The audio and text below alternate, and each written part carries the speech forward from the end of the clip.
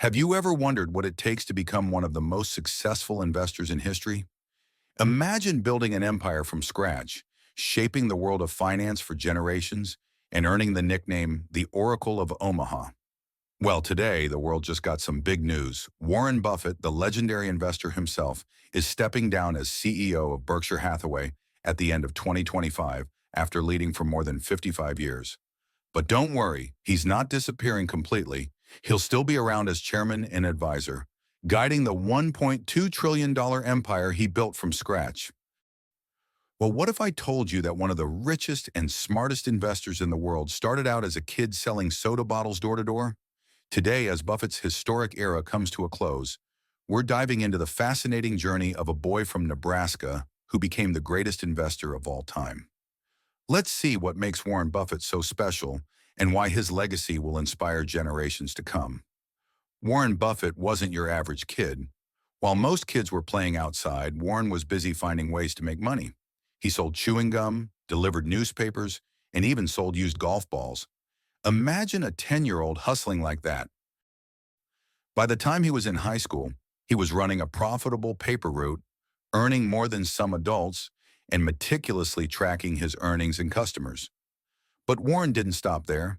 He bought a used pinball machine and put it in a local barber shop. The machine was a hit, and soon they owned several more in different shops around town. When they finally sold the business, Warren used the profits, along with his newspaper savings, to make his first big investment. At 14, he bought a 40-acre farm for $1,200, using money he'd earned from his paper route and the pinball business. He rented out the land for income, his first real estate investment, and proof that he was always thinking about money in creative ways.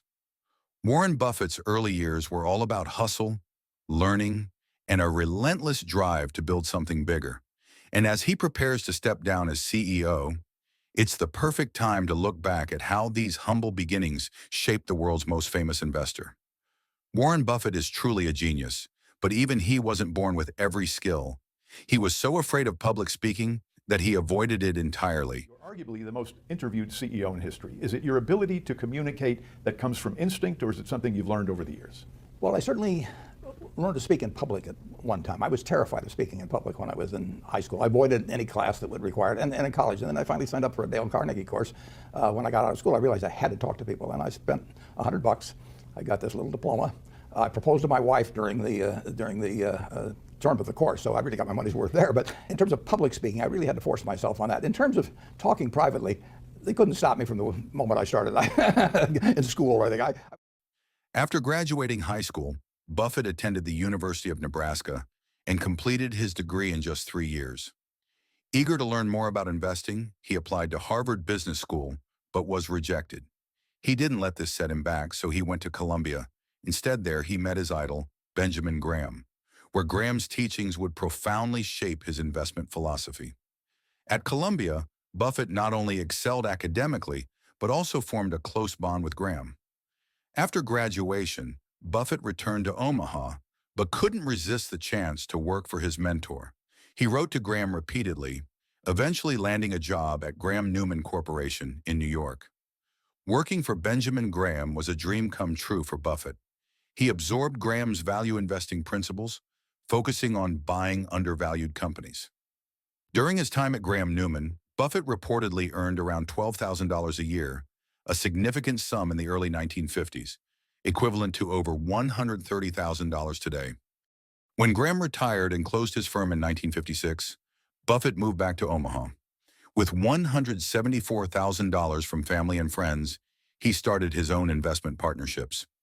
Over the next several years, Buffett's partnerships delivered remarkable returns, quickly growing his reputation and wealth.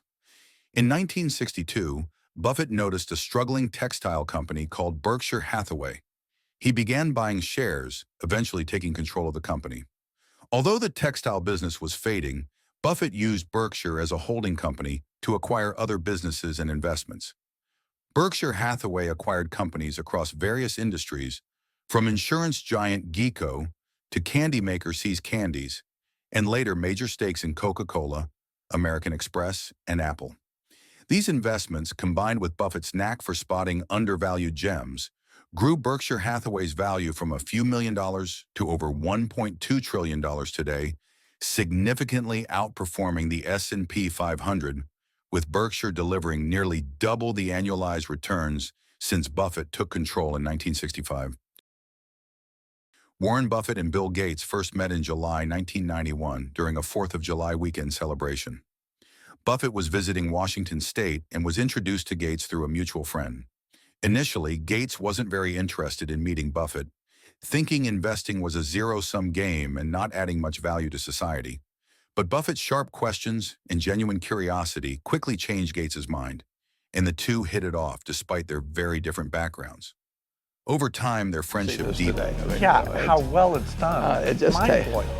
So this is July 5th, 1991. We didn't know why we were meeting each other until we met each other. Exactly. We thought our domains did not overlap. Right. But the domain of trying to understand how the world works and what was going on, we both found each other's way of looking at that so fascinating that they had to tear us apart. They bonded over shared interests like reading, playing bridge, and a commitment to making the world a better place. Their close relationship also turned into a powerful philanthropic partnership. In 2006, Buffett made a groundbreaking pledge to give away more than 99% of his fortune to charity, primarily through the Bill and Melinda Gates Foundation. This commitment was one of the largest philanthropic pledges in history and reflected Buffett's belief that wealth should be used to help others. Together, Buffett and Gates co-founded the Giving Pledge in 2010, a campaign encouraging the world's wealthiest individuals and families to commit at least half of their wealth to charitable causes during their lifetimes or in their wills. The Giving Pledge has since inspired hundreds of billionaires to join, pledging hundreds of billions of dollars to philanthropy. This shows us how Warren isn't just about the numbers and how he cares about the world and making it a better place. Once Warren Buffett was asked what he deemed success, and he wisely said, "Beyond wealth and success, the true measure of a fulfilling life is being loved by those who matter most." If you get to be 65 or 70 and later, and the people that you want to have love you actually do love you, you're a success. Thanks so much for watching and spending some time with me today. I hope you found this story inspiring, or at least gave you something new to think about. Whenever you're ready for the next deep dive or story, I'll be here to share it with you. Until then, take care of yourself, keep your curiosity alive, and I look forward to seeing you again soon.